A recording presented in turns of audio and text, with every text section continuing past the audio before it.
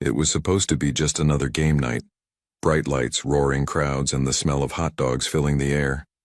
The stadium buzzed like a living creature, every seat packed, every fan holding their breath for the first whistle. But, deep beneath the cheers and the anticipation, in the dim-lit tunnels under the field, something felt off. It started with a shiver down Jack's spine, the kind that whispered trouble's coming. And then Gunnar, his loyal K9 partner, stiffened, ears perked, nose twitching like a radar zeroing in on danger.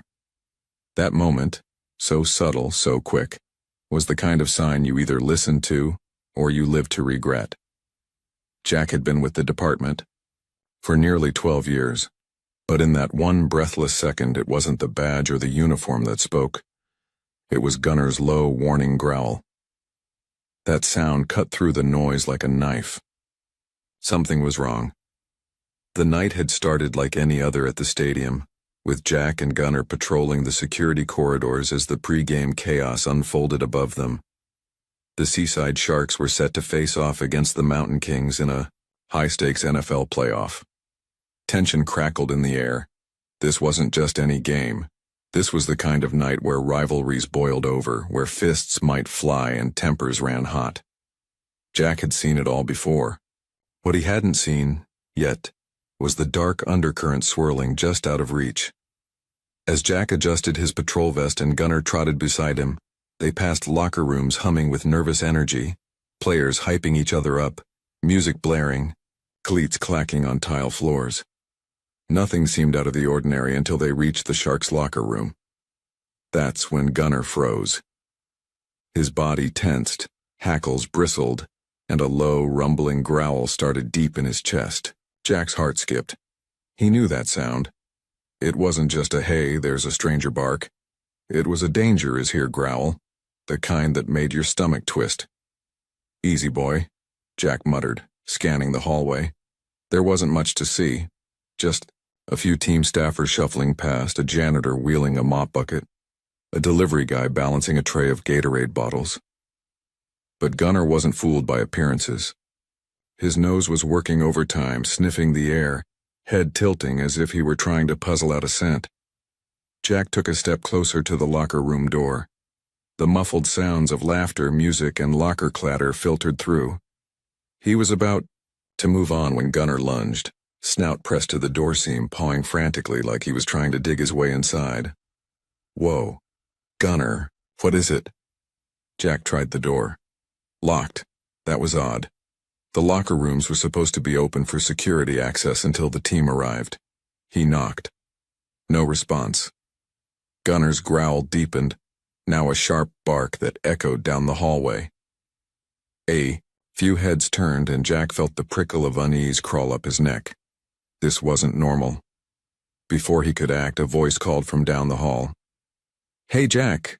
You're needed in Section 104. Crowd's getting restless." Jack hesitated. Protocol said he should respond, but every instinct screamed at him to stay. Gunnar whined, pulling at the leash, his body coiled tight like a spring. "Damn it," Jack muttered, torn. He gave the locker room one last glance. The door remained stubbornly shut. "Come on, boy," he sighed, reluctantly steering Gunnar toward the call. But as they moved away, Gunnar kept looking back, ears flat, tail stiff.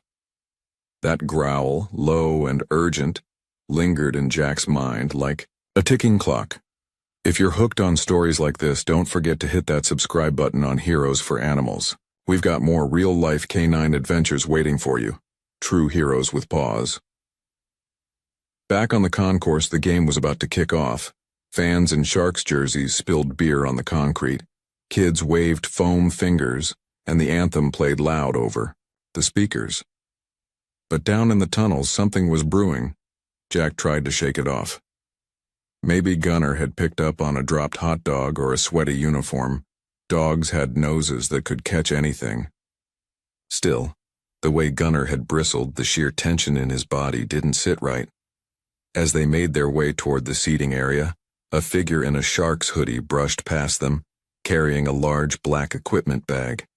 Jack clocked him out of the corner of his eye, nothing unusual on the surface. But Gunner's nose twitched and the dog let out a soft, almost imperceptible whine. Jack glanced back. The guy was gone, swallowed by the crowd.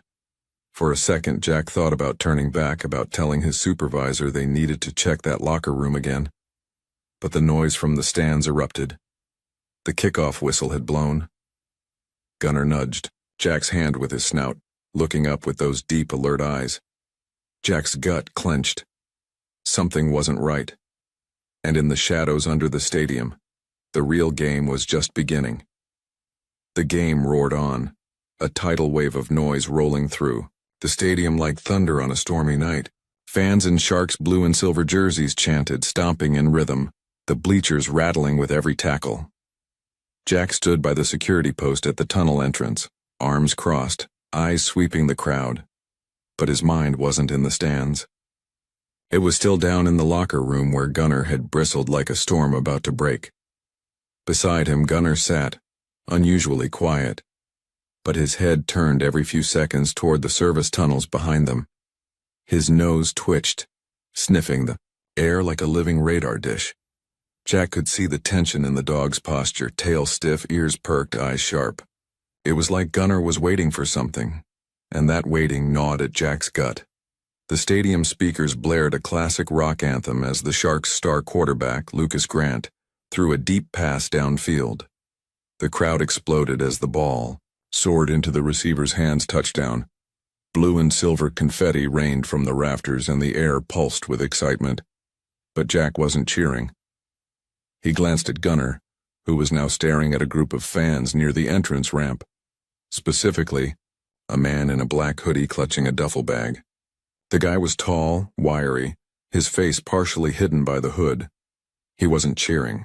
He wasn't even watching the game. He was watching the security staff. Watching Jack. Gunner let out a low, almost inaudible growl, so faint Jack felt it more, then heard it. His spine straightened.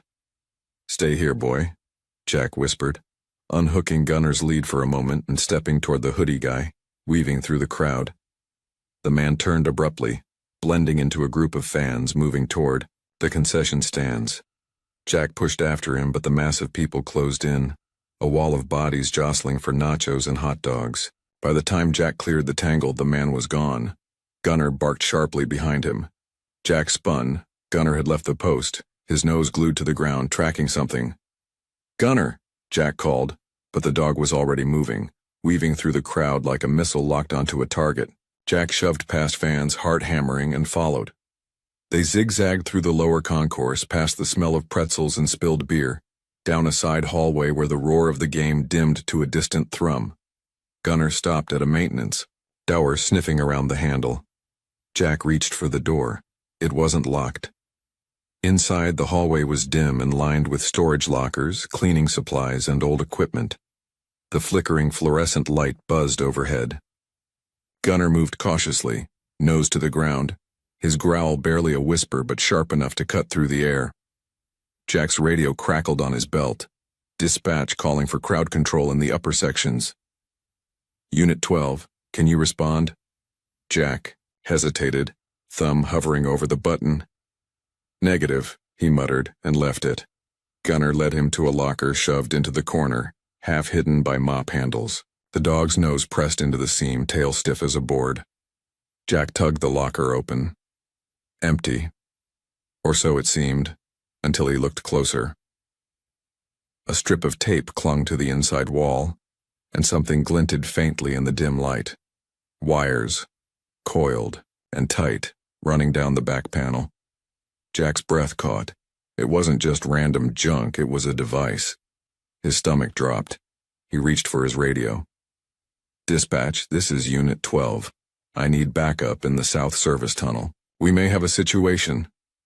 Before dispatch could respond, a sound snapped Jack's head around. A shuffle of footsteps at the far end of the tunnel, a man in a black hoodie, the same one from earlier. Jack drew his sidearm. "Police! Stop right there." The man froze for a half second, then bolted. "Gunner, go!" The dog shot forward like a bullet, claws scraping the concrete. Jack followed, adrenaline surging, boots pounding the floor. They tore through the tunnel, past pipes and exposed wiring. The hum of the stadium above growing louder as they neared an exit. The man burst through a side door, spilling into the lower deck seating area. Fans barely noticed the chase, too focused on the game. Gunner lunged, but the man swung his duffel bag like a club, catching Gunner across the snout. The dog yelped, stunned but undeterred, shaking it off with a snarl that echoed like a shotgun blast. Jack dodged a falling beer cup and dove for the man, tackling him onto the concrete. The duffel bag tumbled free, sliding across the floor. The man fought like a cornered animal, throwing elbows and kicks, but Jack pinned him down, breath ragged. Gunner stood guard, teeth bared, growling deep and dangerous. "Who are you?" Jack demanded, his voice a sharp, ragged edge. The man glared, eyes wild, breathing hard, but said nothing. Jack cuffed him and yanked him to his feet, dragging him toward the tunnel as Gunner stayed close, his nose twitching furiously. Jack's radio crackled again. Dispatch this time, frantic. Unit 12. We've got a report of an unattended bag found in the home team locker room. Repeat, an unattended bag in the Sharks' locker room. Jack's blood ran cold. He turned to the man in cuffs. "What's in the locker room?" The man sneered, lips curling. Jack's pulse roared in his ears. He gripped the radio, barked into it. "Lock down the stadium. Clear the locker rooms, now." And as he raced back through the tunnels, Gunner at his side, Jack realized the night had just begun, and whatever was in that locker room wasn't meant to stay hidden. Not for long. Jack sprinted down the service tunnel, boots slamming against the concrete, the distant roar of the game vibrating through the walls. Gunner was a blur at his side, muscles coiled, nose twitching as if the scent trail was a neon sign in his brain. The man in cuffs stumbled, behind them cursing under his breath, but Jack wasn't listening. His mind was racing, an unattended bag in the Sharks' locker room. It couldn't be a coincidence. As they reached the tunnel split, Jack barked into his radio.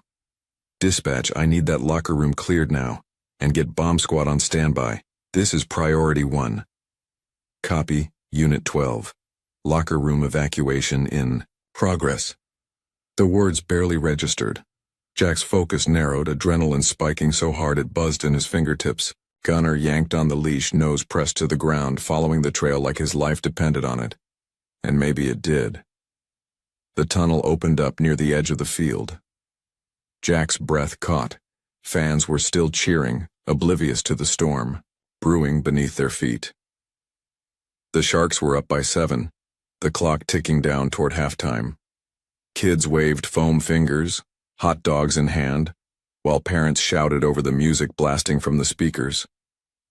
It felt unreal, like a scene out of a movie where everyone's having a good time and the hero's the only one who knows the building might blow. Jack kept moving. He cut through a staff-only hallway, Gunner leading the charge. The hallway reeked of sweat, cleaning chemicals, and something else. Something sharp, metallic. Gunner growled low, fur bristling, as they approached the locker room door. Jack's stomach clenched. He grabbed the man in cuffs by the collar, shoving him up against the wall. "What's in the bag?" Jack snapped. The man sneered, lips curling like a snake about to strike. "Too late," he muttered. Jack's heart thudded. He wanted to punch the answer out of him, but there wasn't time. He spun, gripping his radio.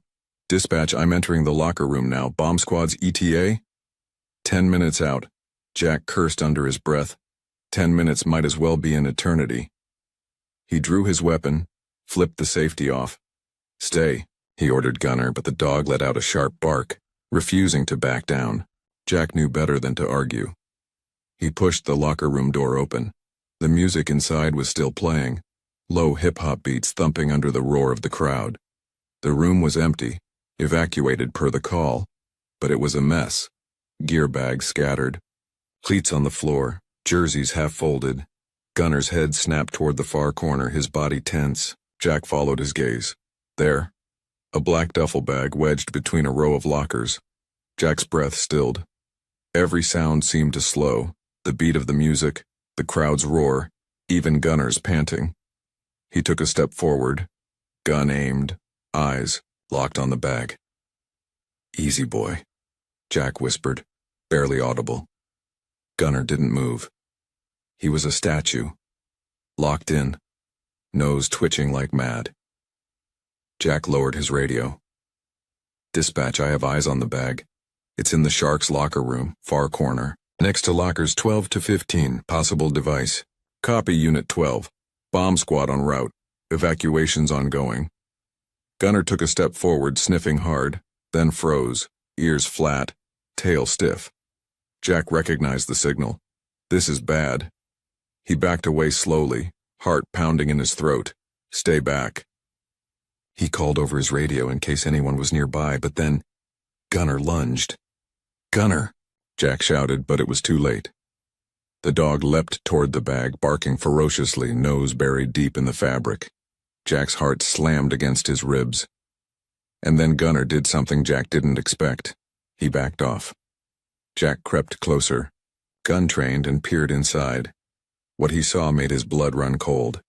Cables. A digital timer. A small blinking light.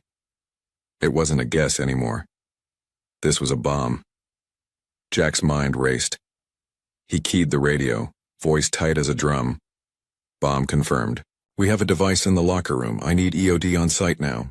His words barely finished when he heard it. Footsteps in the hallway. Fast. Running. Jack spun, raising his gun. A figure burst through the door. Another man, this one younger, wearing a Shark staff badge, face flushed, breathing hard. Wait, don't shoot. The man shouted, hands in the air. Jack's eyes narrowed. Gunnar barked wildly, circling the man, nose twitching. Who the hell are you? Jack demanded. I'm the assistant equipment manager, the man stammered. I saw someone messing with the lockers and then I saw the bag. Jack's gut twisted. Was this guy another player in the game or just a terrified bystander? Gunnar barked again, nose pointing toward the man's shoes. Jack's eyes dropped and froze. A thin smear of metallic dust clung to the guy's laces. On the ground. Now! Jack barked. The man's face crumpled. I didn't do anything, I swear! Jack's hands tightened on the gun.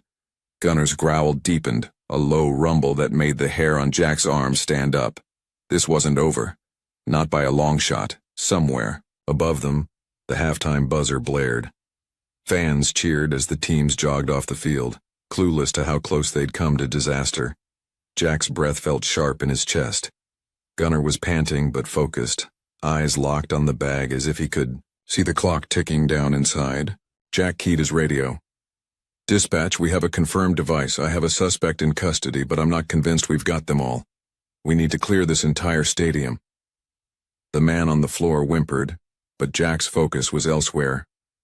On Gunnar, still alert, still sniffing, because if there was one thing Jack knew for sure, it was this.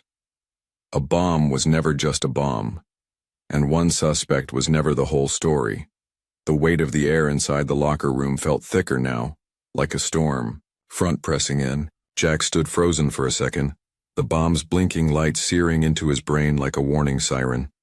The younger man, assistant equipment manager, or so he claimed, sat trembling on the floor, his hands up, sweat pouring down his face. Gunnar stayed in a tight circle near the bomb, pacing like a coiled spring, his nose still twitching, tracking something Jack couldn't see but trusted with his life. Jack's radio crackled in his ear, a sharp, urgent voice cutting through the tension. Unit 12, this is Bomb Squad Lead. ETA 3 minutes. Evacuation of the lower levels in progress. Confirm status on suspect and device. Jack pressed the radio, voice tight. Device confirmed. One suspect in custody, male, claims to be staff, but we've got discrepancies. Bomb appears active. Digital timer, wires, no visible remote. Gunnar's behavior indicates possible secondary device or scent trail. Advise next move. There was a pause. Then, maintain distance, hold perimeter. Do not attempt to disable. Wait for EOD team. Jack exhaled, chest tight, and glanced at the clock. Less than 3 minutes, but it felt like 3 hours. Gunnar's gaze shifted, nose, pointed toward the vent grating along the baseboard. His tail stiffened. "Gunner, what is it?" Jack asked quietly, as if speaking too loud would make everything blow.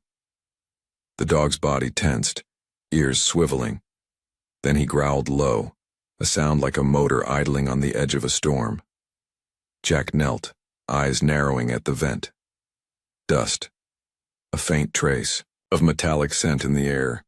Jack's stomach flipped. He grabbed the assistant's arm, yanking him upright. "What's in the vent? Talk to me," the guy stammered, eyes wide. I swear, I don't know. I just handle the towels and gear, man. That's it." Gunner barked sharply, teeth bared, nose pointed straight at the vent. Jack leaned in, flashlight trembling, slightly in his grip, and there it was. A second device, smaller, nestled behind the vent grate. Wires. Another blinking light. "Damn it," Jack muttered, keying his radio. "Dispatch, be advised, we have a secondary device. I repeat, second device found in the locker room vent system. This is bigger than we thought." The voice on the radio cracked back, tight with urgency. "Understood. Hold position. EOD team rerouted. ETA 2 minutes. All personnel clear the area." Jack's blood pounded in his ears. 2 minutes? 2 bombs? 2 suspects? He looked down at the assistant, who was pale, shaking, nearly hyperventilating. Jack wasn't sure if the guy was a pawn or a player. Either way, they were running out of time. He turned to Gunner, who was pacing again, nose working like mad. "Find it, Gunner," Jack whispered. "Find the truth." Gunner bolted out the locker room door, almost pulling Jack off his feet. The hallway was chaos. Staff members running, security shouting, fans in the upper levels still oblivious to the storm brewing underneath. Jack dragged the assistant along, Gunner leading them into a narrow corridor near the utility tunnels. The smell of rubber mats and spilled Gatorade mixed with something sharper, something that made Jack's skin crawl. Gunner stopped dead in front of a stack of crates. His bark erupted, sharp, urgent, commanding. Jack's eyes darted across the crates, and there, half hidden behind an old equipment bin, a third bag, a third bomb. "Jesus Christ," Jack muttered under his breath. He grabbed his radio. "Dispatch, third device found. This isn't an isolated incident, it's a coordinated attack." "Understood, Unit 12. All units move to full stadium evacuation. Bomb squad is breaching now. Hold position, do not engage." Jack's pulse was a drum in his ears. Gunner barked again, this time at the assistant, who looked like he was about to pass out. Jack got in his face. "Who's working with you? Don't lie to me." The man shook his head furiously.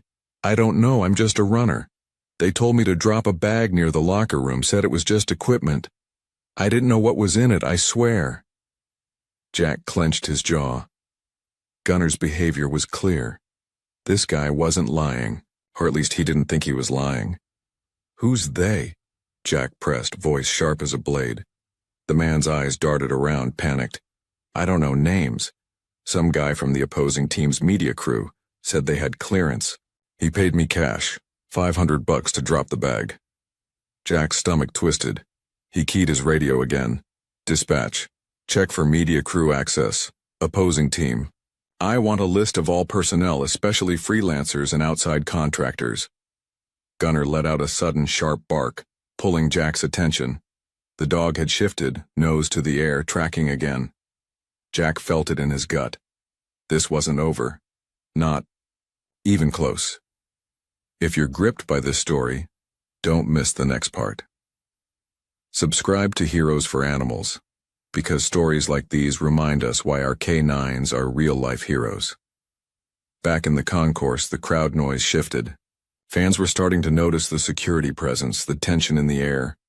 Ushers were guiding people toward exits, voices raised, urgency crackling beneath the surface. Jack stood in the tunnel, Gunner at his side. The assistant slumped against the wall, pale and shaking. The clock kept ticking, and Jack knew the real danger wasn't just the bombs. It was the man or men still out there watching, waiting for the chaos to begin. Gunner growled softly, nose to the air. The hunt wasn't over. Not yet. Jack's boots pounded across the tunnel floor, his breath hot in his chest, Gunner pulling at the leash like a rocket on a string.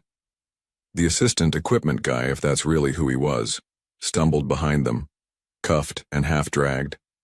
Jack could feel the energy shifting, the air inside the stadium tightening like a noose. Fans up top were starting to notice, security guards waving arms, emergency lights beginning to flash in the upper concourses, voices on the loudspeakers calling for an orderly evacuation. But Jack knew better. There was no such thing as orderly when a stadium full of 70,000 people realized they were sitting on top of a bomb. The radio crackled in his ear. Urgent voices from command. Unit 12, bomb squad is on site disarming the locker room device. Secondary device located, vent system. Still assessing the third package near the crates. Evacuation progressing. Be advised, additional units sweeping for further threats. Gunner let out a sharp, clipped bark. Nose up, body rigid. Jack's heart raced. Gunner's ears were pricked, tail out straight like a spear. That wasn't just a, "there's something interesting" bark. That was a, "we've got trouble" bark. Jack trusted that bark more than he trusted most people. He spun to the assistant, eyes narrowed. "You told me the media crew guy paid you. Describe him." "Now," the guy stammered, voice shaking. He had a beard like short dark, wore a red lanyard, press pass, hoodie with the Mountain Kings logo. "I didn't get a name, swear to God." Jack's blood chilled. Mountain Kings, the opposing team. He keyed his radio fast.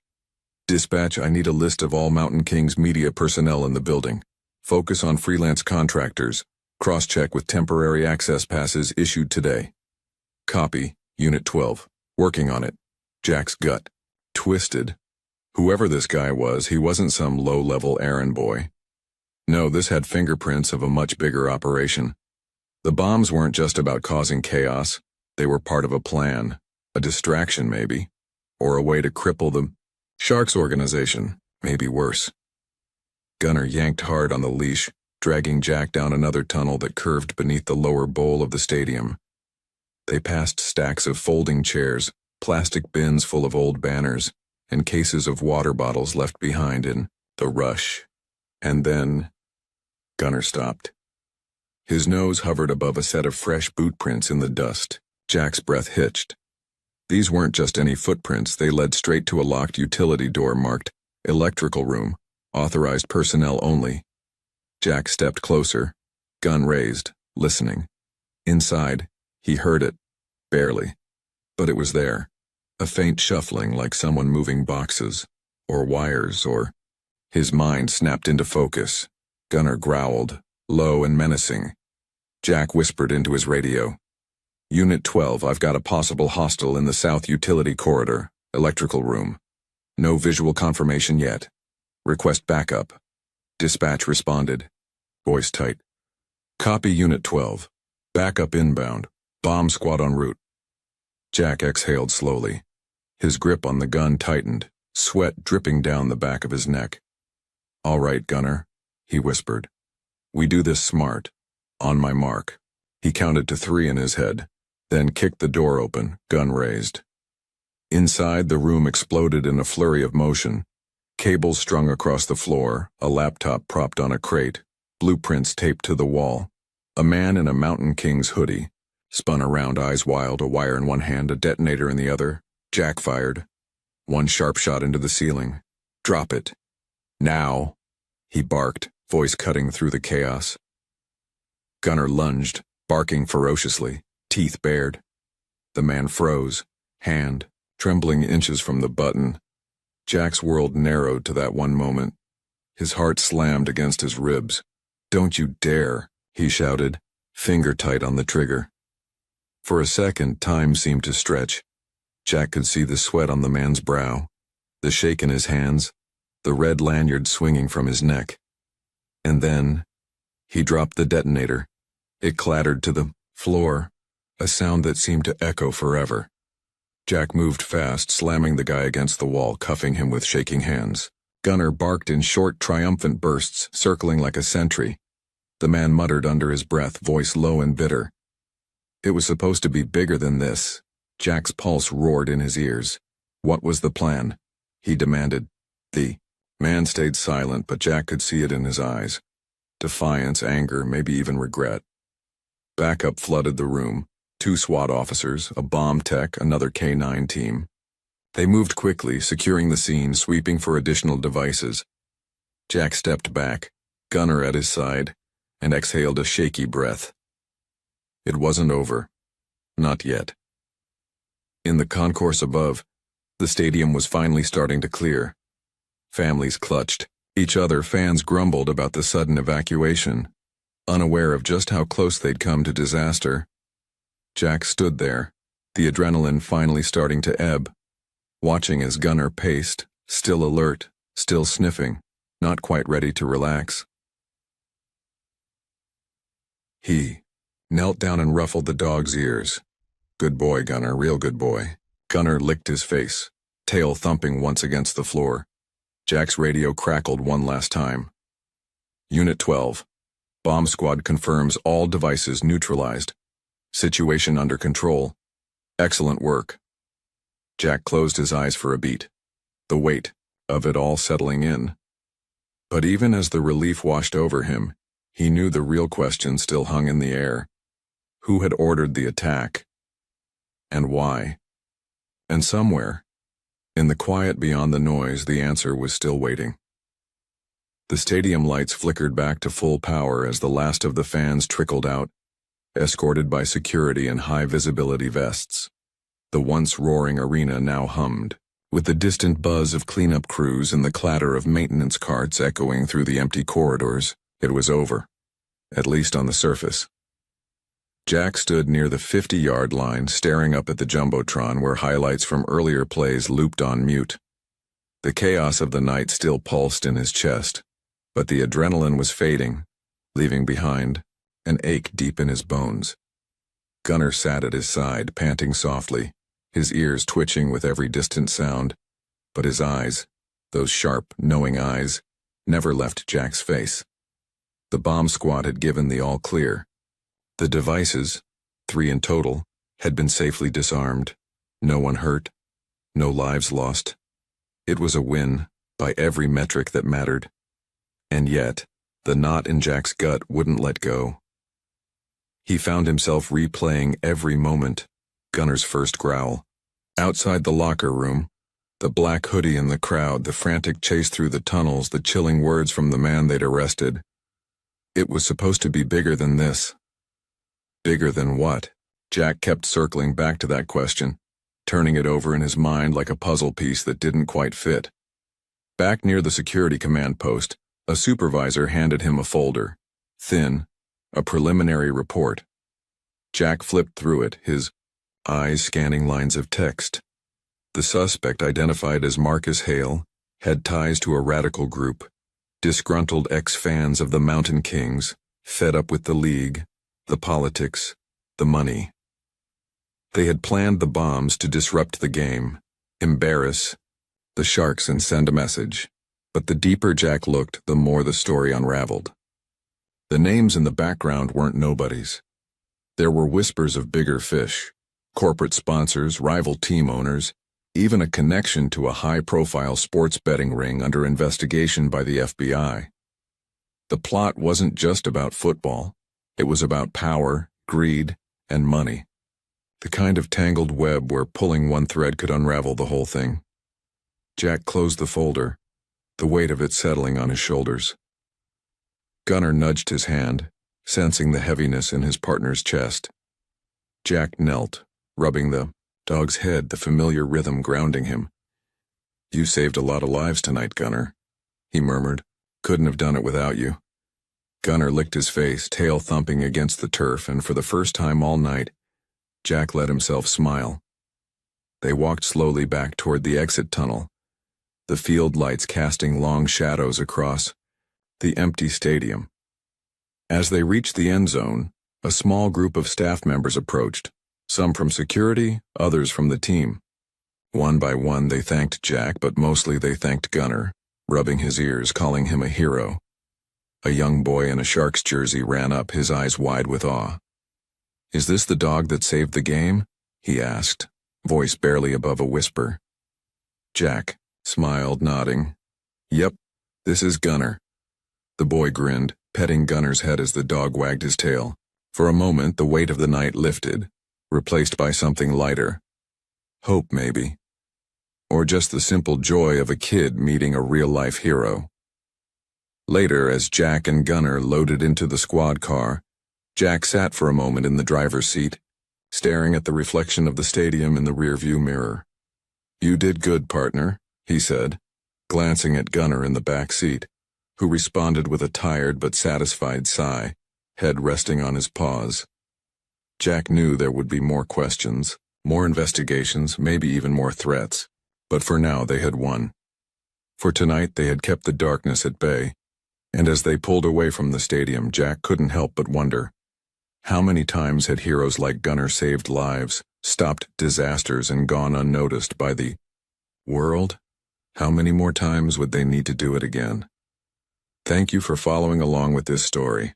Gunner and Jack's journey reminds us that sometimes heroes walk on four legs, and their loyalty, courage, and instincts can make all the difference. Now let me ask you this.